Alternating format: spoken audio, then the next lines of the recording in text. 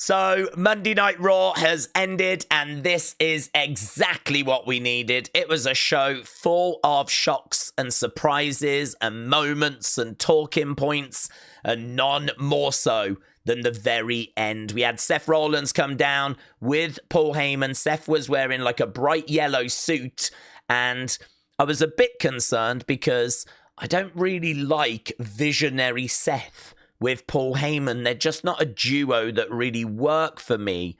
But wow, everything changed because CM Punk came down, Roman Reigns came down, and so Seth obviously needed some assistance, and out of nowhere, he got that assistance from Bron Breakker.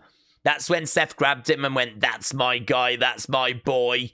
And it's very clear that these two are now on the same page, and they have been seemingly for a while now, because this was not Bron coming to Seth's aid and Seth not knowing about it. Seth was thrilled to see Bron, and he knew straight away that they were on the same page. So it does feel like these two have been having conversations backstage. Does feel like there's a union there, a new faction emerging. I don't know if we get any more people added to this group. If we did, I would love it to be a Grayson or an Austin Theory, maybe even a Trick Williams. I think there's so much talent that's at a bit of a loss. Maybe even a female, maybe Becky joins this group. Maybe we get Becky in here. I mean, we could have Becky and another young talent in there. So, yeah, I don't know. I mean, I don't want to get too carried away because it might just stay as Seth, Bron, and Heyman.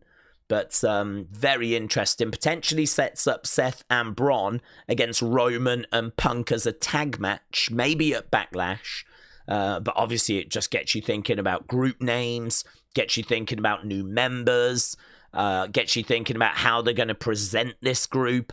You know, is Seth going to still be flamboyant, the flamboyant leader, with Heyman and Bron Breakker kind of following behind? It's very interesting. Very, very interesting. And the kind of seismic shift that I think we've needed for a little while, to be honest. I think things had gone a little stale, certainly on the road to WrestleMania. And this Raw really felt like an exhale.